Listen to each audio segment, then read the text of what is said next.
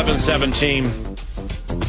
We have a segment here where I want to introduce something involving Minnesota Vikings quarterbacks, and also bring up some things that Chris Finch, coach of the Minnesota Timberwolves, offered up in his 1 hour with us 9 to noon following the radio show. It all is podcastable at KFAN.com. It would be 9 to noon on demand. But first, I've lost the tweet. Nolan Teasley, new general manager for the Minnesota Vikings, praised the Vikings quarterbacks room and talked about having the right quarterbacks and the development of the quarterbacks. Obviously is very important to winning at a very high level. I'm completely paraphrasing, but that in a roundabout way, that's something that he said. Here's a question that I want to pose to you, and I might do it again tomorrow. We might do it again a little later because we're short on time, or maybe next week. But it does involve Minnesota Vikings quarterbacks. Now, this, I have not had the opportunity to watch much of organized team activity, specifically when they've gotten together with 7-on-7 or however it works. I did see some on some vocal maintenance days, but it was like offense for an hour, defense for an hour, and they didn't go against each other. Here's the question. What does one do if Carson Wentz is looking and or looks best of all of them? All right. So now let's just take that in for a second. All right. Kyler's got some shiny toy to him. McCarthy, the first round pick with the 10 starts, first round pick, got some shiny toy to him. Carson is the veteran by far of all three of those guys. And here's the point is with Wentz, he gets here right in front of the season last year. And then, due to McCarthy-related injuries, Wentz is thrust into action to not start game, but start games. And he won some of those games. And no matter how smart an individual is, no matter what their level of retention is, or how quickly they pick up on things, to learn the nuance, and or the important factors of all of the voluminous nature of a National Football League offensive playbook, that's impossible. You can pick up on it more quickly than most do. You can pick up on it more quickly than all of them do. But now Wentz thrust into a situation where did the best he could and actually came through more than he did not. And then he got hurt, then he was gone. But now they re-sign him to a 1-year deal, and he's part of this quarterback mix. He's the one that nobody mentions ever, because the perceived battle here for starting quarterback for the Minnesota Vikings is between Kyler Murray and J.J. McCarthy. And again, we're rolling from the heart here without any information or anything like I've been tipped off on.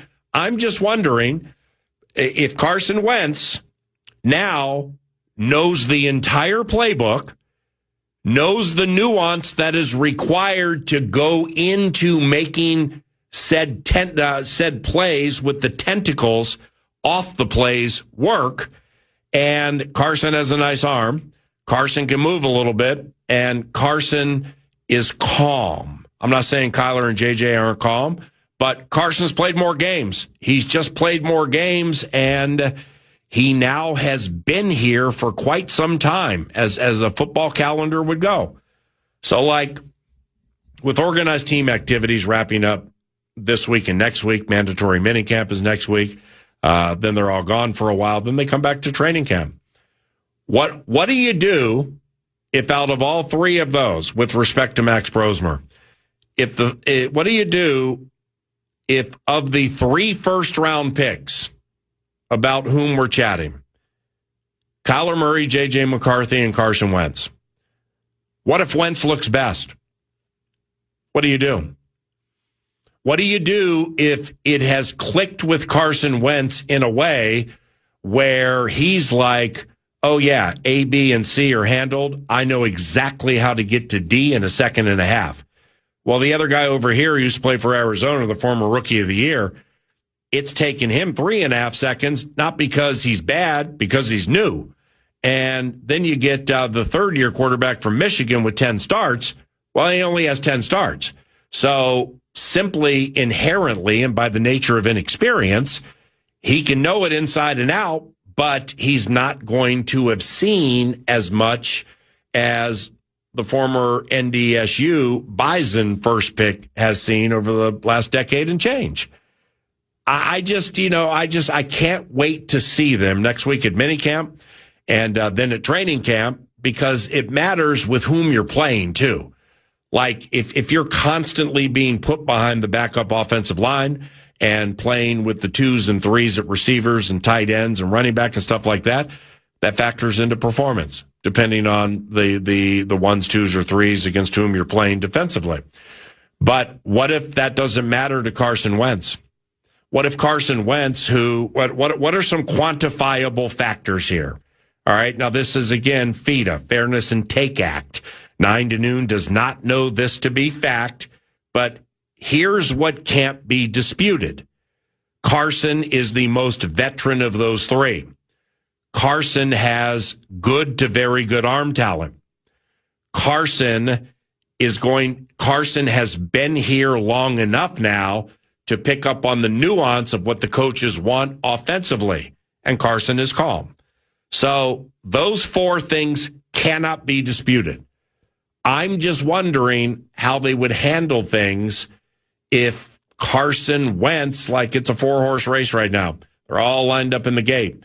Carson may be the third choice, Brosmer being the long shot, Kyler being the favorite, JJ the second choice. Well, what if that third choice is running his proverbial eyeballs out? What if Carson Wentz is the one who looks best and it's consistent and is handling things quite well no matter what you throw at him? I just wonder how they'd handle that, and if that is the case. Regarding Chris Finch and the Minnesota Timberwolves, I really love the conversation with Chris. We chatted about a bunch of things, including the NBA Finals, Julius Randle and his end of season, and Anthony Edwards and handling foul calls. Those were just a few things that we found to be interesting. What percolated with you, Max? I found the Randall part interesting as well, and obviously we all know that Finchy and Randall have a really close relationship, and him just taking full responsibility and saying that Randall's failures are also my failures. And as you guys talked about at the top of the conversation, Finchy's not really the type of dude to sit and dwell on things a whole lot, but it sounds like he's been doing a lot of looking in the mirror, a lot of introspection in the weeks that have followed the Wolves getting bounced from the second round of the playoffs. Yeah, hooty hoo. Some hooty hoo. And a lot of the things that people are, common critiques of him, it sounds like he is trying to address within himself. It seems like he's way more willing to give the young guys at the end of the bench a chance. He talked about that towards the end of the conversation, how he's super excited about Yohan. He's talking about the need for a true point guard for this team. And it sounds like he's trying to, because it's easy especially when you've had the success that a guy like Chris Finch has had, 5 straight years in the playoffs, taking this franchise to unprecedented heights that way, and consistent heights that they haven't known in its 30+ year existence or however many years that they've existed at this point. Yep. But he's trying to address not getting stuck in his ways. He sees that this team is talented, and he sees that they're right there every single year. I mean, if you look at almost when the Denver Nuggets made it to the NBA Finals, they had to beat the Wolves along the way. Yep. When the Oklahoma City Thunder made it to the NBA Finals, they had to beat the Wolves along the way. Same with the Mavericks, same with the San Antonio Spurs. So the Wolves, they're right there in that mix with everybody else. They just can't get over that hump.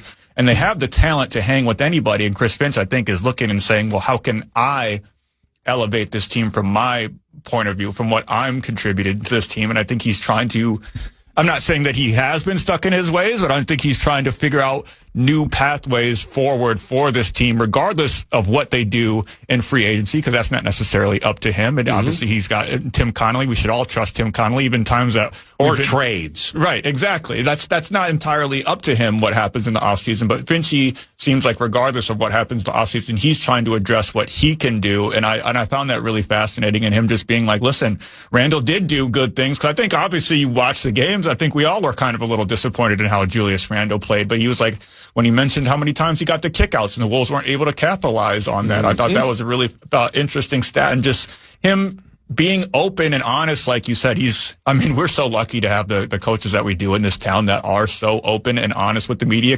Yeah, dig them. Honestly, because some of these other markets, these guys just, one word answer. They're kind of jerks to the media, and you just go, well, that's the coach. We kind of have to deal with that. But Finch is very honest and forthright. I even appreciated him being like, no, I didn't want to watch the Western Conference Finals. It's too emotional. I watched a lot of Knicks Cavs, but hardly any of the West. Right, and that's just he seems way more like a human than a lot of these guys can come across, and Amen. I appreciate the introspection that he's showing in his own possible faults or what he might view as his own faults, and seeing what he can do to take this team to the next level. Because on paper, and games aren't played on paper, but on paper, this Wolves roster is as talented as any other roster in the NBA. They can compete. If you match up and you did a little diagram with them and the Thunder and the Spurs, they have just as much talent as any other team. It's just the little things. It's the details. He mentioned that, being more consistent, finding that rhythm, finding that consistency to pay attention to the details, because that's what the Spurs do, and that's what the Oklahoma City Thunder do, is that they clean up the details. And we saw the team mentioning it in their exit interviews, mentioning moodiness, mentioning the kind of roller coaster nature and mercurial nature of this team throughout the season. So I really appreciated his honesty on where he thinks that he came up short. And reading between the lines, he didn't explicitly say that, but I think he's really looking at himself in the mirror, like, how can I take this team to the next level from my point of view, from what I'm doing? And I really appreciate that. I agree. And lastly here, when I asked him, do you expect you guys to be active with trades in the offseason? Didn't say no. Obviously didn't, say, oh, yeah, this guy's going to go here, that guy's going to go there. And,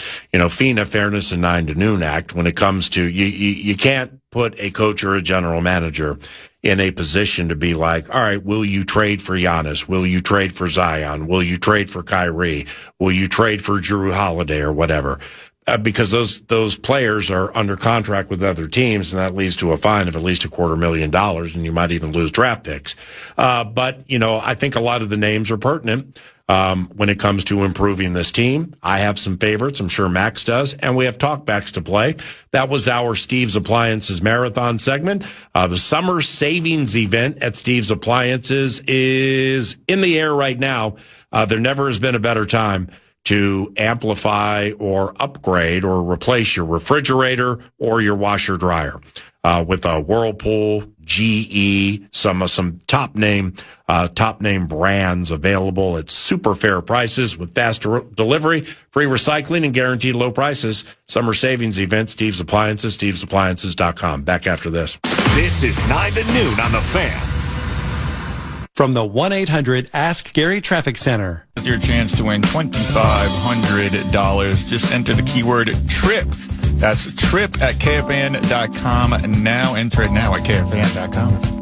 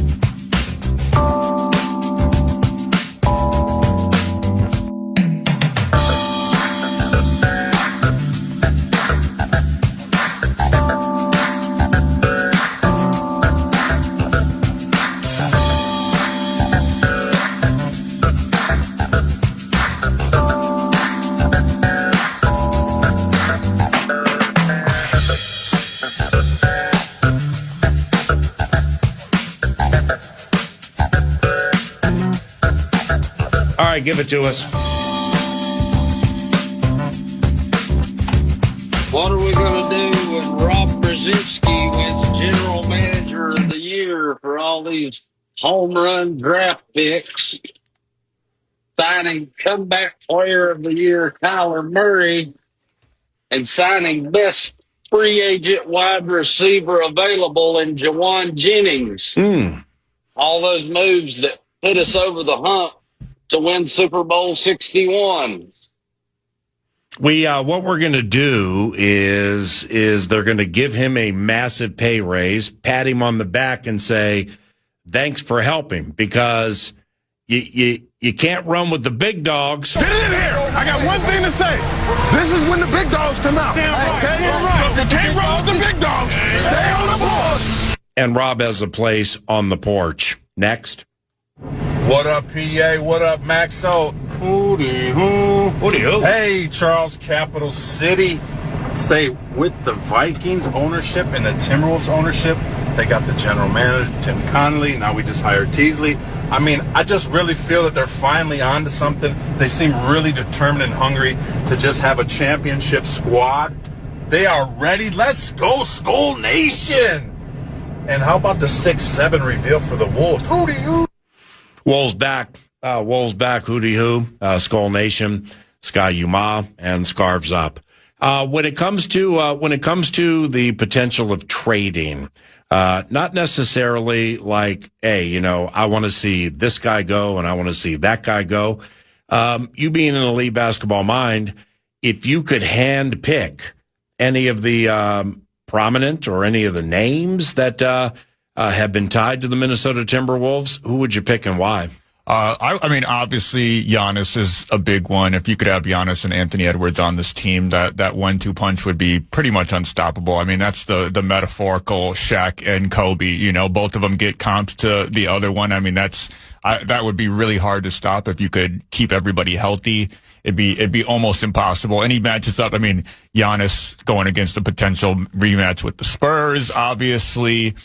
And who knows what the Oklahoma City Thunder are going to look like, because they're going to have to do some renovations because they got some money to handle over there. Yep. I would love Kyrie Irving. I know that one's going to be a little bit tougher to get both of them, but you ain't getting both of them. Yeah, you ain't getting both of them probably. But you never know. Tim Connolly can work magic. Okay, well, what if in these deals it is required to pedal to include Jaden McDaniels? I only include Jaden McDaniels if it's for Giannis. That's the only one that I would do, because that's the only one that gives you back that two-way playability, that gives you back that defense. Because you're more than likely, when you're wheeling and dealing here, you're probably Rudy Gobert might not be in the mix anymore. So you have Giannis roaming around in the paint, and you got to have a guy that can just stop on the wing. And Giannis obviously can defend 1-5 at that point. And you can't lose a defender like Jaden McDaniels just for nothing. I would not include him in any talks for Kyrie or, possibly, I know John Morant has been floated around. I think that maybe, I don't know how the Wolves front office feels about John Morant. I'm not sure how any front office feels about John Morant right now. But I would imagine the price for him is at an all-time low and might be even lower than Kyrie Irving. And we know, and good point. He didn't have a great season. He's been injured for the last couple of years. We know that, but we know that John Morant is an elite top 10 point guard in this league. Yep. When him and Ant they would be terrorizing defenses in the paint if they could team up together. But again, that's more of a character thing rather than a form or a fit kind of thing. So I would only include Jaden McDaniels if it's Giannis. But otherwise, I love Giannis and I love Kyrie. I'm not sure. You're probably going to have to part with, Julius. You would have to imagine Julius and Rudy. Those are the two guys that probably stand out as guys that would have to go. But if you're looking to swing for a Giannis, it could be Naz Reid or Jaden McDaniels too. If I'm Milwaukee and I'm trading Giannis to the Minnesota Timberwolves, zero. It's a zero for me that I leave it without getting Jaden McDaniels. Yeah, 100%. So, I think that strongly needs to be considered. And that's tough, too, because the Oklahoma City Thunder now, with them getting bounced, they pretty much have the big red button in all trade talks, because they have almost an infinite number of first-round picks over the next couple of years. Plus, you don't know. He had one bad series, but you never know how NBA front offices feel. Maybe they float around a Chet. They just made it to Game 7 of the Western Conference Finals without their second best player. Maybe they float around to Jalen Williams. Who knows? And nobody's going to be able to compete with the Thunder's offer if they really want to press that button. Great point, because of the first-round picks. Wonderful point. I love Kyrie. You know, Kyrie's off an ACL, and Kyrie, it's a lot of money, and he's nearing the end of his career. But the identifiable nature of a true floor general, a true one, would take so much pressure off Anthony Edwards.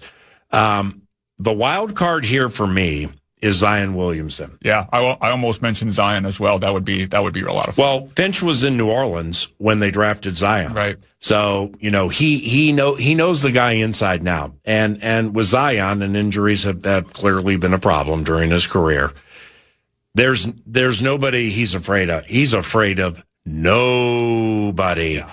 And there actually have been some games that I've seen, maybe a game that I've seen against Wemby. Zion takes it right to him. I don't care how long you are, how tall you are. You don't know where I come from. Right. And I don't know where you come from. And I'm about ready to show you. So that's important in this equation. So I think it's a fascinating talker. One more talk back. All right, let me find another one down with that quick right here. Right here. Good morning, PA. Hi. JD, Florence, Texas. Yeah, I would say, Kyler Murray, he was brought in to start. Carson Wentz would be his backup. Then J.J. McCarthy or Max. Either they're going to keep them all on the roster or one's going to go to the practice squad. We'll see what happens. But anyway, that's my call. Skull, have a good day. I appreciate it. But yeah, and thank you very much. And that is maybe how it'll work out. But here's the premise. It's what if like O'Connell opened a vein and overshared and was like, well, actually out of all of them at this stage of the equation, Carson Wentz has looked best and is not even close. What if that's happening? What do you do? I mean, Kyler's on a 1-1. Okay. So it can be like, who cares?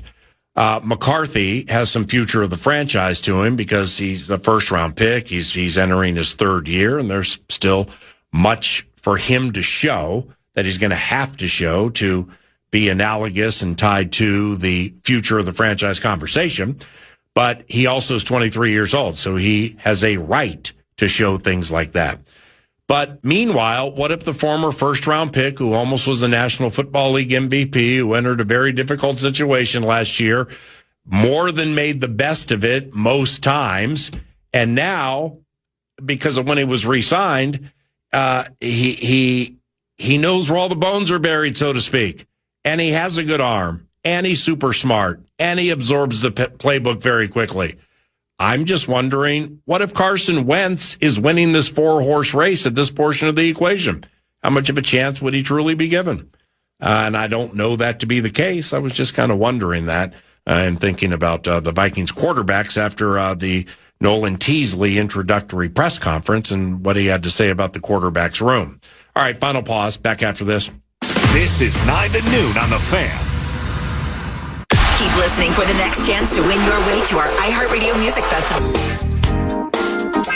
Deep stretch, 9 to noon. Asked for some talkbacks from the machine, the contraption, and we got some. Let's pay those off. What's next? Hey guys, this is Max Regan, and first off, I want to say it's a beautiful thing to hear Max's voice on the radio again.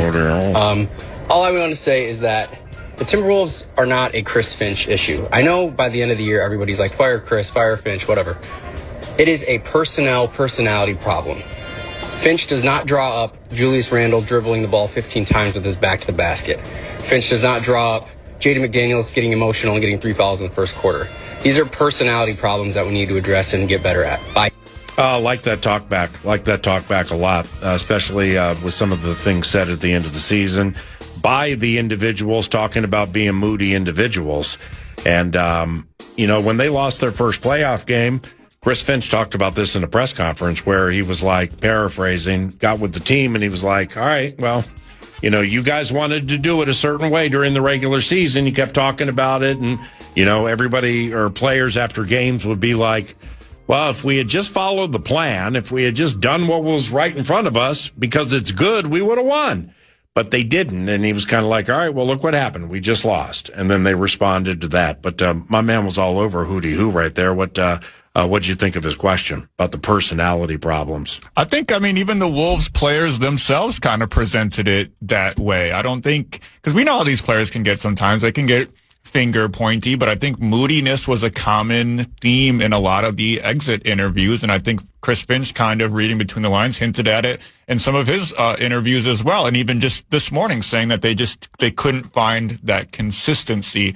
And part of that consistency is on the court, but obviously part of it is psychological and in your mind. And we saw it. Anybody that watched this team for an extended period of time throughout the season, there was times they looked like world beaters, and there's times they lost to the Washington Wizards. So that's just, it's the roller coaster nature of this team, and trying to tame that moodiness, tame that mercurial nature. That's part of the championship mentality, as they say. Yeah, enigmatic and mercurial are in the same fishbowl. They're just under different rocks. Right. And you don't want to be tied to enigmatic. Mercurial, that has different tentacles, but I think you laid that out beautifully. Time for one more. Hey, coming at you from Detroit Lakes, Max and PA. On the quarterback quandary, I feel like if you took the best of Wentz, his best playing years, the best of Kyler, his best playing years, head-to-head, Wentz was better, in my opinion. Some of that might be the team he was on. See what I'm saying? But I don't think it's unrealistic that Wentz beats out Kyler at all. See, I ain't trying to get anything going, and I'm not this is FITA, F-I-T-A. Fairness in Takes Act. This is just like listening to the GM in his introductory press conference and me kind of being like, all right, well, what if Carson Wentz happens to be the best of the best right now? Okay, well, then you chill and you give the others time to better absorb what's being thrown at them, and then you line them up in training camp and see what happens there. What if Carson looks best there too? Then what do you do? What would the coaches do then? I think it's interesting. May not be a thing, as the kids would say, but nevertheless, Carson knows his way around a football field. Just keep that in mind. I love you, bud. Have a good day. Love you too. Max Fuller. I'm Paul Allen. 9 to noon, back with you tomorrow at 9 o'clock. May God bless you and all of your families. And thanks for listening to The Fan. Bye. Podcast today's Paul Allen Show, or listen back to previous show and interviews by going to the iHeartRadio app or KFAN.com. From the 1-800-ASK-GARY Traffic Center. This report is sponsored